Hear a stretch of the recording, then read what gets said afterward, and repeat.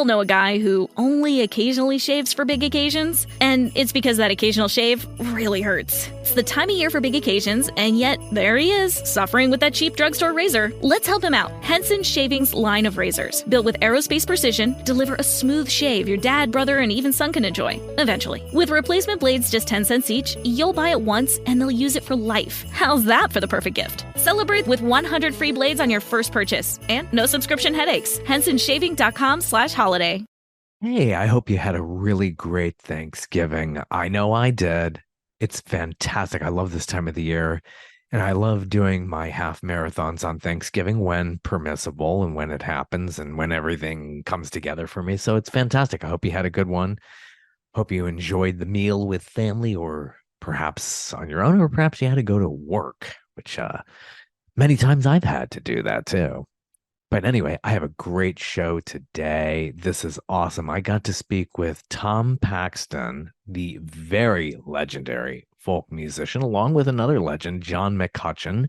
This is John's third appearance on this podcast. Actually, John was my first guest 3.5 years ago as I speak for this episode. So I hope you have a really good time.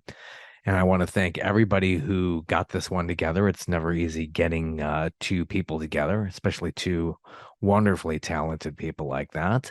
We had a great time, and we talk about their new project. It's called Together, full of great music. We really get into that. Good new album. Get it wherever you get music.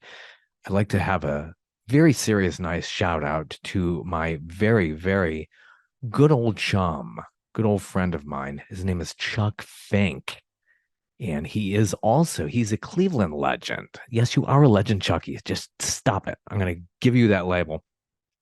He has been a folk musician himself for many years in the Cleveland, Ohio area.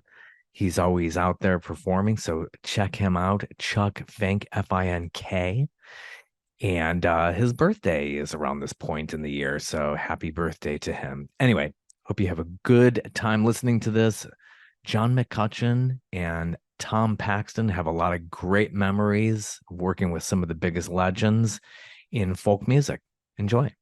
Doing this hobby on my own time has always been a lot of fun. This has been born out of the pandemic. So just been having a really good time doing that and living here in Atlanta. And finally, it finally has cooled off. Well, it's supposed to be warmer over the weekend, but anyway. Yeah, it's nice. It's been really, really nice. So you guys are both in Atlanta. You can stick your head out the window and shout. Yeah, pretty much. Yeah. I'm a little north of down. Yeah. Come on down, Tom. Yeah. Hotland. So, Bob, what do you want to talk about today? The new project. Let's promote this wonderful thing. It's called Together. And how did it come together? This is just really fascinating. I just listened to it on Amazon Music, and just a really great project. It sounds like this was a really heavy lift, working through Zoom and then finally getting together. So yeah, just from the top, how did this all come together? We found out that our uncle had a barn and we could put on a show. We had Judy Garland and Mickey Rooney, and they both died. And we're the last ones. I remember this. Yeah. We've been pals for a very long time, and when you're band, you always say, why don't we get together sometime and do it? And the pandemic kind of said, what else you gonna do? So we got together. It also made it convenient, because in the past, when you were going to co-write with somebody, you were in the same room, and being as we don't live in the same town. And I think we're both people who don't like to be bored, and this new technology. I mean, we had to learn so much new technology. I mean, we musicians were the first ones to lose our jobs and the last ones to get them back. And so in the meantime, we had to kind of figure out, how do we keep the wolf from the door? How do we scratch that itch that is, want to do creative things, and then, you want to see your pals, and all of a sudden you could do it for free. Where do you get the inspiration? Oh, that's at once the mystery of it all and the easiest part of it is where do you get the inspiration? Is you say, I need an idea. What's an idea? And there it is. The ideas come if you're looking for them. Seek and ye shall find. Somebody once said, and it's true. If you're looking for songs, you find songs. And even when you can't come up with something, I mean, on the album, there's the song Same Old Crap, which is the result of not, we both said, I don't know, I don't have anything. Okay, that's the first line. I'm looking at the page, and I got nothing. And somehow, you just follow the song's lead. I think with some people, they feel like there has to be a storyboard there, and you're kind of almost dictating the whole thing. One of the things I think that Tom and I share is we're willing to use the pen as a flashlight more than as a mere dictation device, to quote Billy Collins. And so you can find, all of a sudden it was, oh, I guess I'll sing the same old crap tonight. Or like Life Before You, it was, oh, we don't have to go to the predictable end here. Let's surprise ourselves and the listener. Yeah. Yeah, it's a really scrappy tune. I really like that vibe. Yeah. Same old crap today. Well, you just imagine what it's like when you're starting off and you got no audience. You're playing in some noisy place where people have not paid to come see you, and they're drinking and they're visiting with their friends, and there's a jukebox and there's a pool table and there's a television on, and there's you. Thank God both of us that. Just go out there and have a good time. Yeah. Just be yourself. It's a glamorous life. Yeah. Were you always like that though? Always like, hey, I don't care anymore. I mean, were you obviously a little bit more conscientious when you were far younger starting out as compared to now? It's like, let's just go out there and have fun. Well, I think we don't get offered the demeaning jobs that we had to take back then. Yeah. And Tom, to me, there's nothing worse than a bar gig. One of my dows is you have never played your last bar gig. You may think you have, you may swear you have, but sure as hell you're gonna come to someday and find yourself in the middle of a bar gig with nobody paying attention, and just hell. I hate it when I see young performers playing bar gigs because, I mean, it's even worse than busking. It's soul destroying. Mm. You're singing to people who don't give a shit about you, or what you have to say, or anything, and the horse you rode in on, and that's awful. Well, Tom, busking is almost as bad, but the people at least are indifferent as they walk past. Yeah. But the bar gigs, they hate you. Well, Tom, was there any of that vibe when you started off back in the Village? Bob, you may not know, but Tom was one of the original folk crew. I mean, going back to Greenwich Village, and did you share an apartment with Noel Paul Stukey? I did. Not only Noel Paul Stukey, but also Wavy Gravy. Wow. Yeah. The vibe there was wonderful. It was a great place to be a young performer because people cared. People came to the Village to hear you and discover you. I can't tell you how many people come up to me and say, I saw you at the Gaslight. Wow. And Gaslight was home. It was it was a friendly place to be. And you loved all the other performers, and you learned from them. And someone like Phil Oakes would gladly critique your song, and then sing one for you for your opinion. And there was a lot of that. Of course, there was competition, but the competition was friendly, supportive. They wanted, we all wanted the best for each other. It sounds idyllic, but it pretty near was. Yeah. Yeah. And supportive of each other and building your music. Yeah. That's right. And hey, how did you play that lick? Oh, let me show you. Or Dylan presenting you with the lyrics to Hard Rain's Gonna Fall and saying, what should I do with this? Yeah.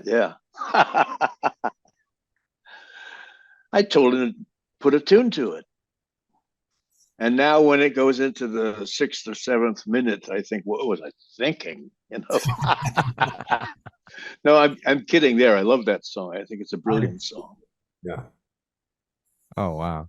And I was kind of the next generation after. I mean, we're only separated by about 15 years, but I was growing up in northern Wisconsin, which was a long bus ride from the Gaslight.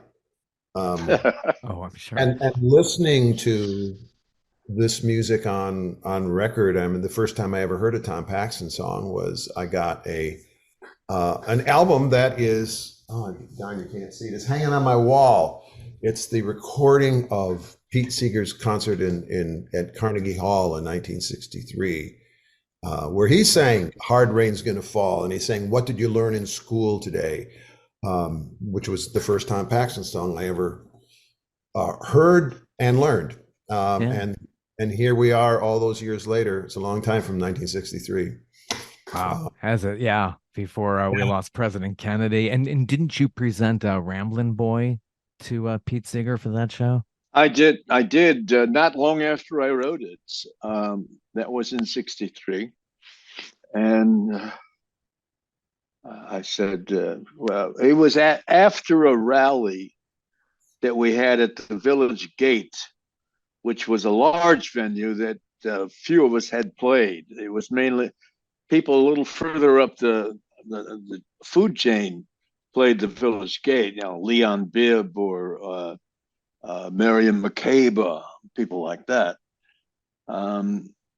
But I had opened for Miriam Makeba at the Village Gate, and we had this magazine, a mimeograph magazine that came out monthly called Broadside. That was all new songs that we wrote, and we had a fundraiser every month on a Sunday afternoon. Art DeLugov gave us the club to have these rallies or these benefits, and so we used it to have a rally to start a boycott of the Hootenanny television show because they were blacklisting Pete. They lied and said they weren't. They said, no, we're not blasting Pete. We just don't have to go. We don't think he could hold an audience. This is the man who had, Carnegie Hall singing with him.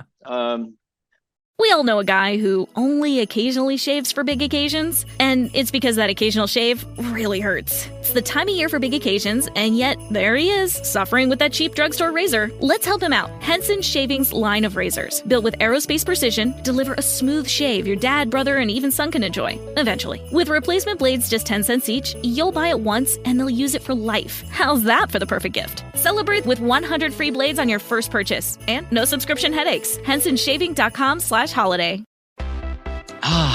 Feel the whoa with Listerine at BJ's. You can save $2.50 now on Listerine products like Total Care Anti-Cavity Fluoride Fresh Mint Mouthwash or Cool Mint Pocket Packs Fresh Breath Strips at your nearest BJ's location. Experience the feeling of a million germs zapped in seconds with Listerine. Discount available through December 24th. Save now only at BJ's. And so Pete came, and typically tried to talk us out of it. He said, it's good for folk music to have a big, network show like this, and good for it. We said, thanks a lot, but we're still going to boycott it. Well, after that rally was over, I went up to Pete kind of nervously. I was in awe of the man. And I said, Pete, could I sing you a song that I just wrote? And he said, sure, let's hear it. And I sang it to him, and he went and sang it a couple of weeks later in Carnegie Hall with the Weavers on a recording. Mm. And was I excited by that? And as we said in Oklahoma, I didn't know whether to shit or vote Republican. I was really excited. That was the big imprimatur for me. I mean, people, said, "Well, if Pete Seeger is singing your songs, I guess we'll hire you." It was a wonderful moment for me. Oh, the Weavers, yes. They put out a documentary. It must be almost 40 years since that documentary. I remember seeing that on a big screen. Wow, what a great documentary on them. Yeah.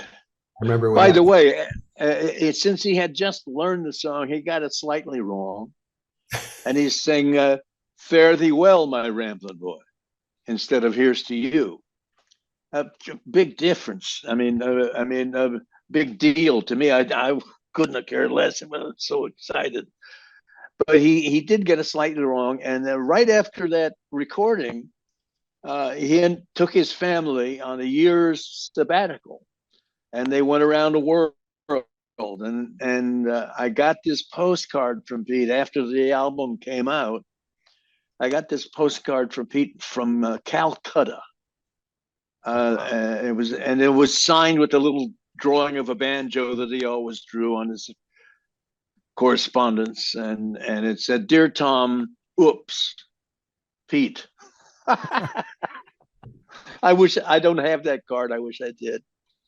Yeah, Pete was a great writer. I mean, if you wrote to Pete as a friend or a fan, yeah, he would. Well, I remember when I lived in Charlottesville, he was there for the Virginia Book Festival, and he and Toshi came and ate at the house. And I just got back from Australia, and he said, "Now, John, I know you can't come to the concert tonight because you'll be home answering all your mail."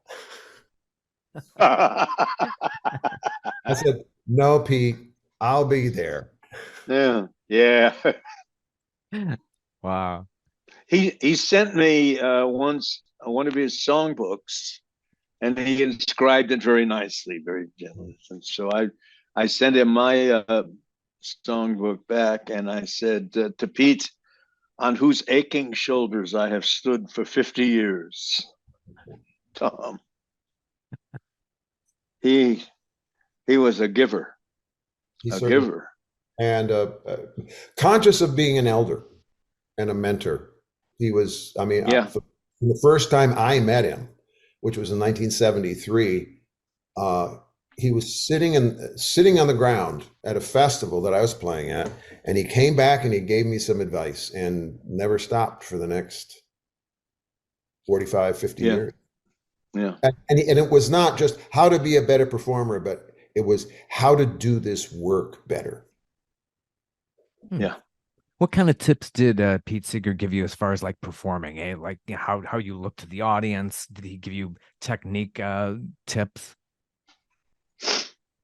Well, for me, it was at that point in my career, I was playing a dozen instruments. It was like a circus on stage, and he said, "I don't think you need so many things to do the most important work."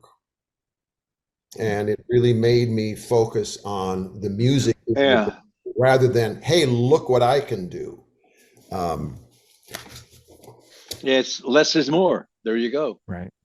And I think the main lesson I learned from Pete is to go there, go all the way to the last row of the people, go to the balcony, go out from yourself out. And no one ever did that better than Pete. Oh, I remember when I bought that album that we both referred to.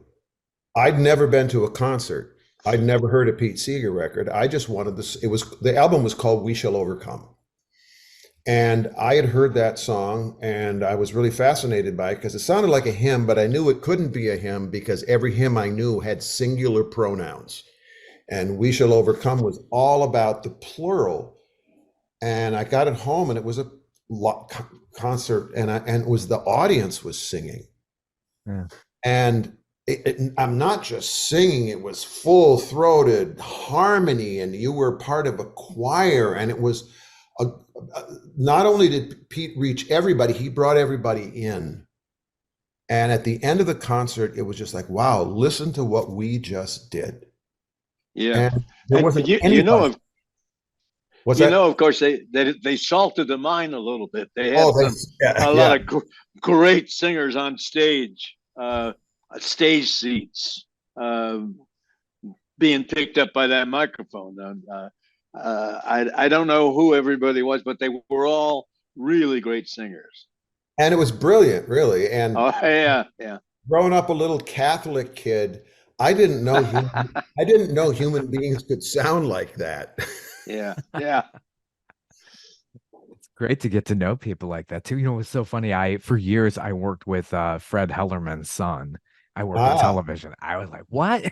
I didn't know until after he left. I'm reading the obituary in the New York Times. I'm like, oh my gosh, I didn't know that he didn't say a word to me about a Caleb as his son. So it's like, I got a long thing with the Weavers. I remember getting Say Nut, Say Nut, Say Nut. That was the first single that I ever heard from the Weavers. My dad got that for me. Well, the Weavers at Carnegie Hall album changed my life. I mean, by the time I got to the end of side two, I had a chance to tell every one of them, thank you for ruining my life. I underwent chromosomal change. I went from someone who loved this stuff and became someone who had to do it. And they put me on the path I'm still on. And that's such a familiar story. Yeah. Tom and Harry Chapin both said, we heard that, said, that's what we want to do. Pete and Peter Yarrow was at that concert. Was he? Yeah. You know, it's funny after you've been a performer for a long time, when you hear the story, you hear it in a different way than most people hear it. I mean, Harold Leventhal, their manager, told about he went to town hall and said, I want to do a concert with the Weavers. And they said, well, I'm sorry, we can't do that. The Blacklist was still going on. And he went to Carnegie Hall and said, I want to do a concert with the Weavers. And they said, do you have the money? And he said, I do. And so they gave him Christmas Eve, 1956. And after a while, as a performer, you say, wait a minute, Christmas Eve, that's the worst possible night of the year to try to do a concert. It's Christmas Eve. No one goes any place but, church or home. And of course, every lefty east of the Mississippi, they snapped up the tickets so fast. It sold out very quickly, I think. And you can hear it in the audience, the enthusiasm, the love for the Weavers. Well, and really the Blacklist really helped create the current iteration of the folk music world. Sure did. Because all of a sudden Pete couldn't get work in nightclubs, and he left the Weavers, and Tosha got on the phone and called every college folk song society, every every Unitarian church, and those little, and playing all those places created the folk music circuit. And certainly when I started out, those places were the places that hired me. Yeah, amazing. They came. So Toshi Seeger and Joe McCarthy created my job. Those are two names you often don't hear used. No, John, what was the first song that you and I wrote for this album? Oh, Was it? Was it you know? I can actually. I'm at my computer, so I You can got a actually little look diary that there. up. Yeah. I think it was Ukraine. I think Campfire actually came before that. Is that right? Let me look at my with Paxton folder. Um, it, Good to see you if you have to go. Oh, this is really some interesting stuff. Because you got 100 songs there, right? There throughout. Oh, this is just in 2021. Wow. You know, Ukraine. We wrote Ukraine in 2022 because that was When it when started. the invasion happened in February. So it was early on. It was early on. It was certainly one of them that when we wrote it, we went, "Oh well." Yeah. That This is Ukrainian. going to work. Yeah. This is going to work. Yeah. Yeah. Well, Yeah. also, Tom and I share a lot of approaches. We've both written a lot of topical songs. I mean, Lyndon Johnson Told the Nation is iconic. And Born on the 4th of July and Jimmy Newman. I mean, all those great songs that came out of the Vietnam War era. And also, we like to write funny songs. Yeah. Yeah. And not a lot of writers do that. I mean, there's Weird Al, that's all he does. But it's really hard to write funny songs. To write a song like Same Old Crap, every verse has to be funny. You can't make people wait for a punchline. Or tell you what, two great masters for me are Tom Lehrer and Shel Silverstein. Mm-hmm. I knew Shel. I only met Tom Lehrer once, very briefly, but I was friends with Shel, and we wrote a couple songs together on one occasion. They didn't turn out to be good stuff, but I loved him, and I think he was one of the very best songwriters I've known. I mean, and his mantra was payoff. It has to pay off. Right. A verse have to pay off. The last line of the verse has to tie it all together, what that verse has been about. and in other words, it needs a punchline. You know, you need a punchline in a funny song the way you need it in the joke. And it comes last. It comes last. But you can't, but you have to have something in every verse that absolutely that sustains that.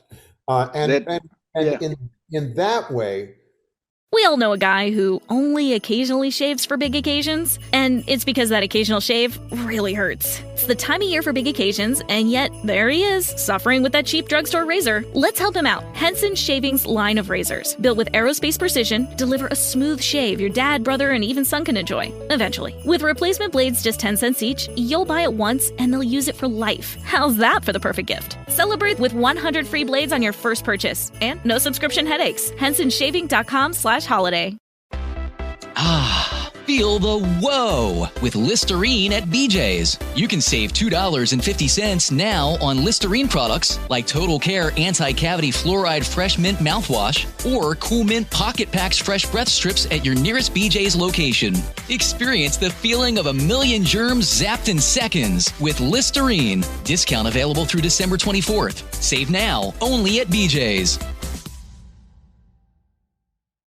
When we're writing together, writing a song that isn't intended to be funny, the last line of every verse is your landing line. It has to work too, you know. Yeah. Take a verse from Charlie on the MTA. Mm-hmm. His wife comes down to the Kendall's Air station every day at 2:15, and through the open window, she hands Charlie a sandwich as the train comes purring through. You know, a little story in itself. Yeah. With the sting in the tail. Yeah. You make them laugh, and then you have some teeth to it too. Sure. Nice. Nice. That opening track, Ukrainian Now, you got a nice cast of characters in that, and the video really captures Oh everybody in yeah, there. oh yeah. Noel Stuckey did that. Yeah, he did. Noel Great Stuckey's the guy. one who put the video together. My old roomie. Great guy. Met him backstage at Chastain Theater over here Yeah. in Atlanta. Really, really great guy. And were You'll you never meet at a better one. yeah, just incredibly talented. Peter, of course, we always go on about topical things as well. There's always Sure. something, always something to be going on about. But were you at Peter Paul Mary's rehearsal for one of their first songs? Was it "Don't Think Twice, It's All Right"? You remember them No, putting that no, I together? was rooming with Noel when they were putting. Yeah, and Peter would come over to. I was living with Noel. It was his apartment on East Fifth Street between B and C, which was, I mean, it was junkie city.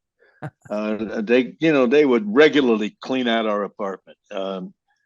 And Peter would come over there and they would work on the guitar parts. And one memorable night, they kept me up for hours working on the part for Lemon Tree for the first album. And I've hated the song ever since. Lemon Tree, very bad. God damn, it was awful.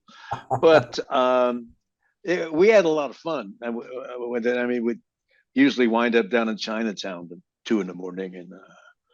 and great days, great days. Yeah, and it got heavier through the '60s as the war raged on. It got much Sure, more sure it intense. did. Yeah. Yeah, great cast in Ukrainian Now. It just, it's fun. These things are still going on. We still have a lot of war Yeah. going on now, even more so than back then. So plenty of material to draw from. Oh yeah, People, some people accused Peter Paul and Mary of selling out, but Peter Paul and Mary made the march from Selma to Montgomery, all of it, every step of it. They didn't get beat up, but they were on the march and they didn't miss it. And none of those critics were there. They were. They walked the walk. and I think there's a pretty common cultural habit of, you discover this artist in a small club, and Yeah. all of a sudden they're playing Carnegie Hall and they've sold out because Yeah. you wanted them for yourself. Right. Yeah. You saw it with Springsteen, you saw it with all kinds of people. Yeah. Certainly with Dylan. Yeah. Yeah. Totally. Yeah. But there's, you want to grow as an artist too. And a lot of people Yeah. don't understand that. But, time goes on. You want to explore Oh. other avenues and genres. And Yeah. Bill Monroe went through it. Astor Piazzolla, the great tango master from Argentina, he went through it. Anytime Sure. you step out of the lane of something old and sacred, the apostasy is thrown out. Yeah. I mean, we're at Tom. Apostasy.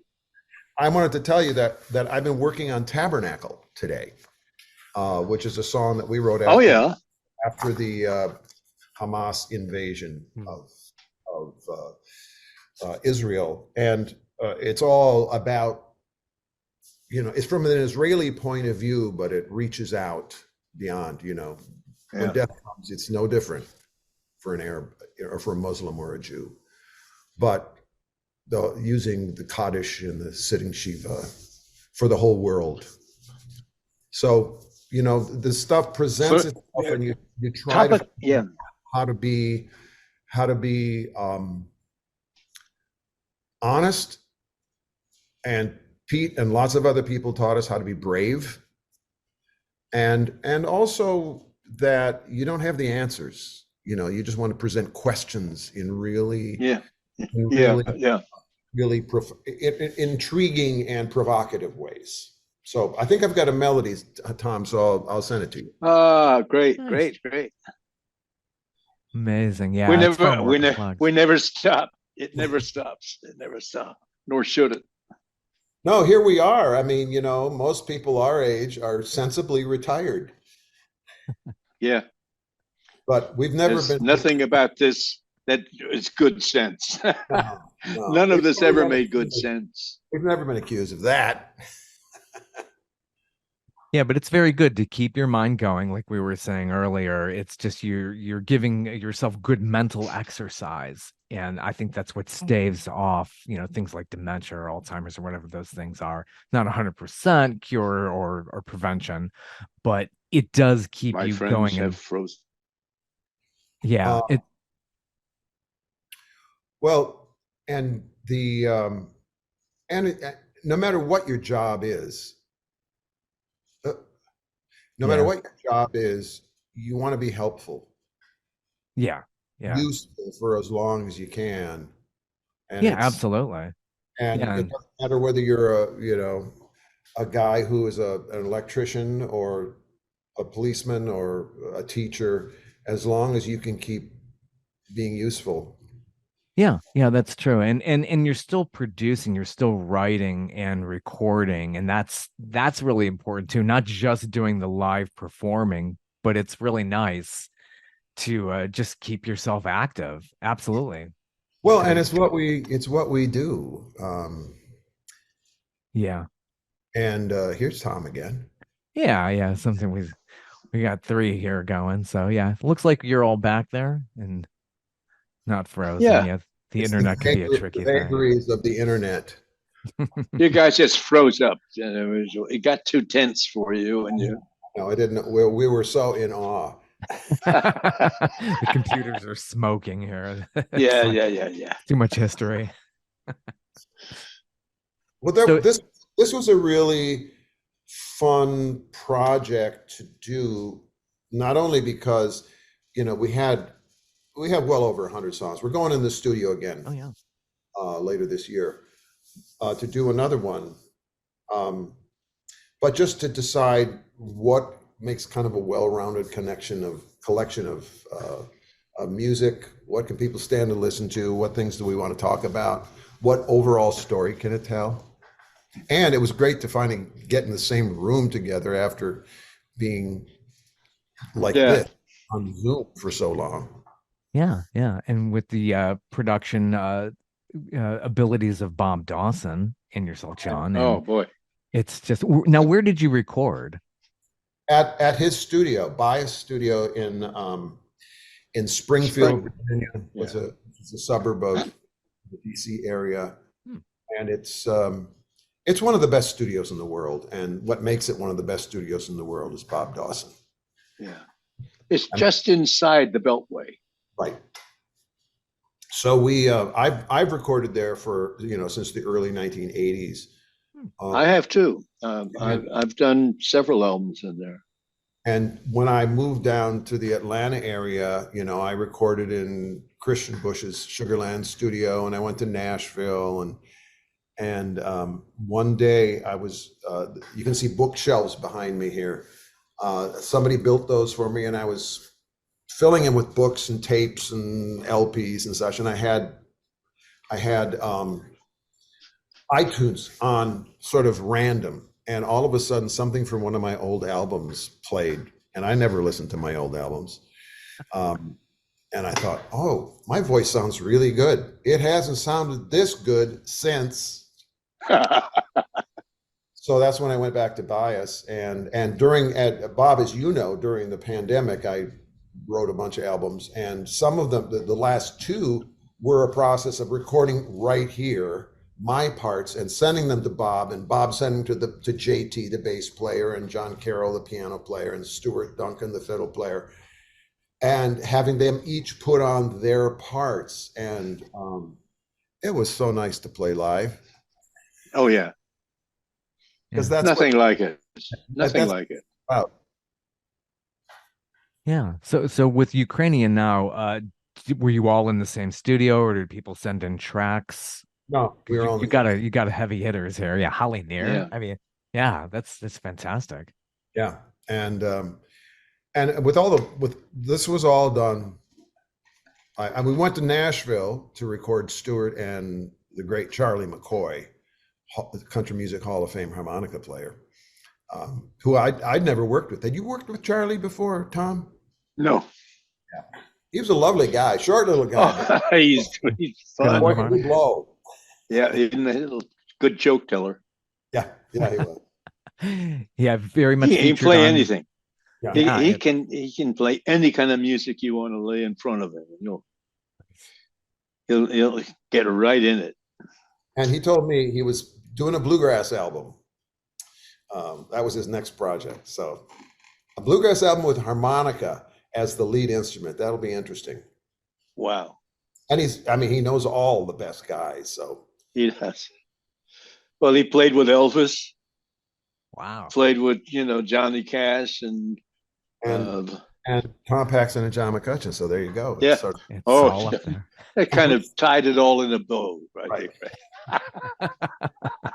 before I die, I wanna. Yep. Yeah, he's very much featured on this Campfire. It's a Yeah. great track. Nice slow Oh. lilting. Yeah, I love the harmonica on that. Well, that was That's one of my very favorite songs on this album. I love that chorus. I think it's a really good singing chorus. And you know what was really interesting is we're recording this, and Bob says, and we had intentionally sort of tried to imagine, okay, Stuart, you wouldn't have a fiddle out on the road, out on the campfire. You'll have a mandolin. So play that. There's not going to be a piano. Play the accordion, John. And Bob stops halfway through the basic and says, John, your guitar sounds too good. You wouldn't have a guitar that good out there. And he goes to the closet and he pulls out an old silver tone guitar, which was the brand of the guitar I started playing when I was 18. And it was really emotional for me to play this really crappy sounding guitar on this. And at the end of it, he gave it to me, probably just to clean out his closet. But it was, that's one of the early songs we wrote. And yeah, when we wrote that chorus, it was, this is just it was like putting on an old pair of boots. Yeah, it was. Yeah, you got some very heavy tracks in there. Letters from Joe. Really, that could just Oh my God. punch you. Yeah. Wow. That's a first take. That's a first take. And Bob turned to me after Tom sang that and he said, should we do another one? I said, not on your life. That was perfect. It was exactly what it should have been. Yeah, sometimes you catch lightning in a bottle once and it's like, nah, we don't need to do this again. It reminds me of that. It's such a great story. I mean, it's almost, I can't believe we wrote that. Yeah, I can't either. Just an evocative story. It's, for your listeners, it's a story about a guy helping his brother remodel a house, and he's taken out a wall, and in the studs of in the inner studs of the wall, he finds this box of letters, and it turns out to be from this guy who went out to fight in World War II to his wife, I guess, or sweetheart. And you're all of a sudden, it's a story within a story, which was really great because, you're right there with the guy and he finds the box and all of a sudden you're reading the letters and it's like, whoa, I'm back in 1943. It's great song, great delivery. And when Tom does that in our concerts, I mean, it's almost like people don't know if they should applaud at the end of it. So intimate. Yeah. You probably hear a needle drop, I'm sure. So instead of those old bars where they're using you as background music, this is like a completely different experience. Yeah. That's not some of the same old crap. No. That's new. That's new and it's not crap. Yeah. Do the Work is a little bit more punchier. That's like on the other end of the spectrum. That's I felt like you got a little funkier there. Yeah. Do the Work. Yeah, my recollection is we were just talking about songwriting in general, and there's lightning in a bottle. Yeah, there's this inexplicable thing that happens when you just follow the song and see where it leads you. But My number, when I'm doing workshops, my number one rule is ass in chair. Yeah. Yeah. You gotta do. My late wife told me once that psychology had found a connection between moving a pen on paper and a corner of the brain that generates ideas. And I think it could even extend to conversation also stimulates the brain for ideas. I mean, that when we always start by talking about sports or gossip or Or sport. who's in trouble physically and then only then do we say, well, what do we got here? And I almost never come to the sessions with an idea to bring. I always generate the idea once we're there. And I found what I do now when I'm teaching is I start them with 5 minutes of well, you can call it automatic writing. 5 minutes of writing without letting the pen leave the paper.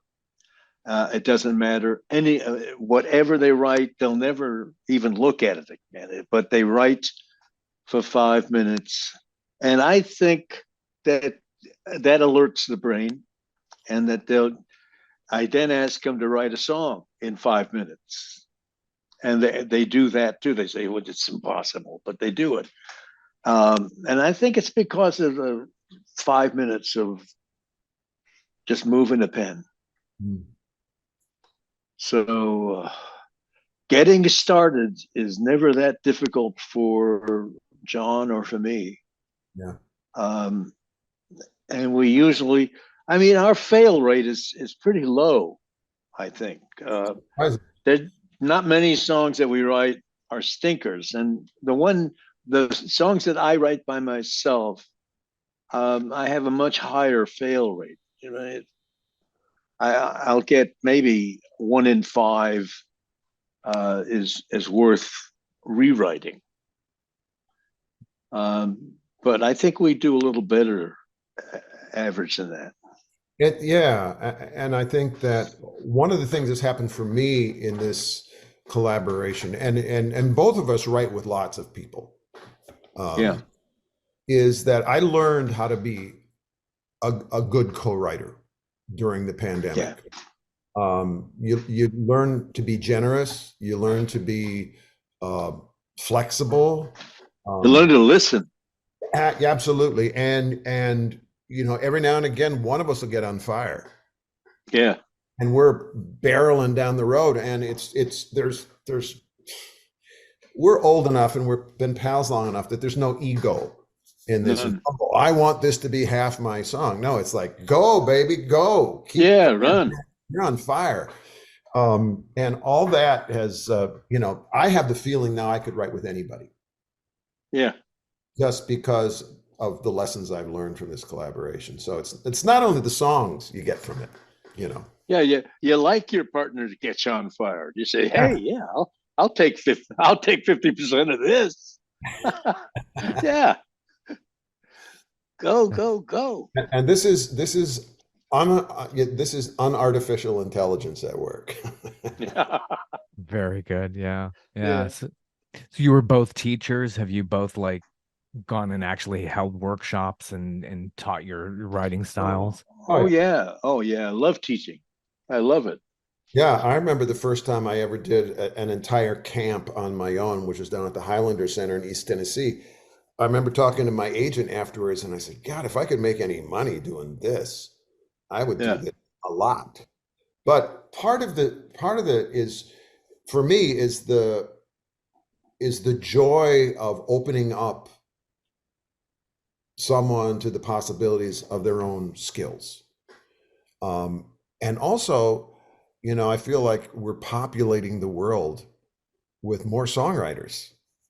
And considering that we live in a culture where, the average person is conditioned to be a consumer of music rather than a creator of it, you realize how crazy and radical writing your own songs is, and how life expanding. And, most of the people who come to my workshops are not going to end up being professional musicians or songwriters.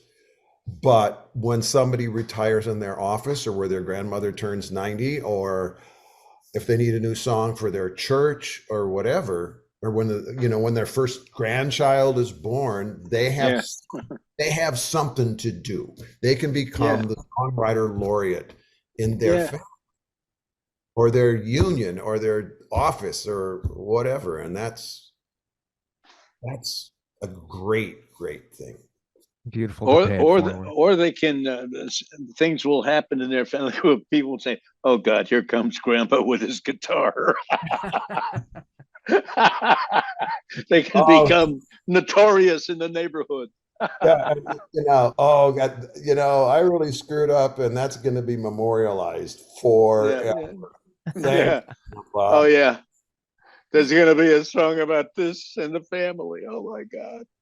Well, and I mean, it's kind of fun, when there's a wedding or there's a birth or whatever in our family. At some point during the events, people will stop and go, "Well, yeah, it's what he does." Yeah, it sounds like something in a comedy movie, like one of those Judd Apatow movies. Like I could see characters like that. Yeah, it's really sweet. Yeah, what a great project. So you had 100 songs throughout the pandemic. Like that. How did you whittle it down to the 14? That must have been a tough task. Well, the songs kind of do that for you. Yeah. You go down the list and say, "Oh my God, we got to do this one."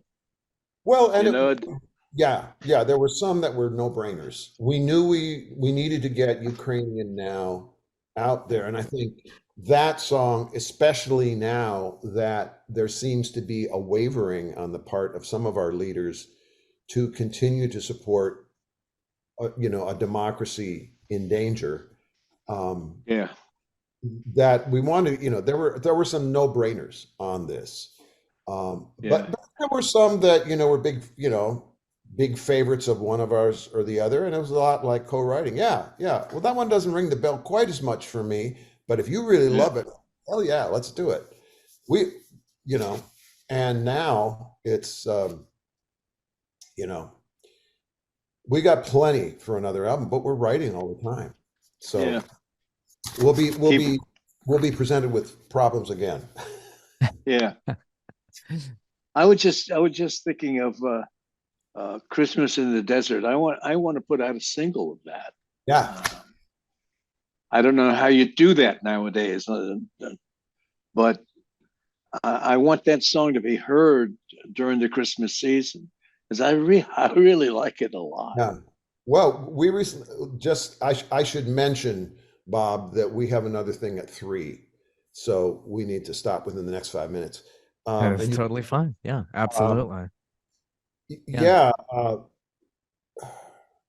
When we were doing our live shows this last weekend, we had all these songs that we thought we ought to do from the album. And normally when you go out, you do maybe half the show from the new album. And then you do your old favorites. And Lord knows Tom has lots of old favorites in the audience. Oh, yeah. But we ended up essentially doing the entire album. We did. That's great. That's great. And I didn't hear a lot of complaints at the end saying, "I want to hear that. You didn't do so and so." No, I get. Excellent. No complaints. Total respect for artists who do that. Comes to mind is Peter Gabriel. He did so many of his new songs. He never came here to Atlanta, but that's an artist who's been around for ages, and he did like 11 songs off his new forthcoming album.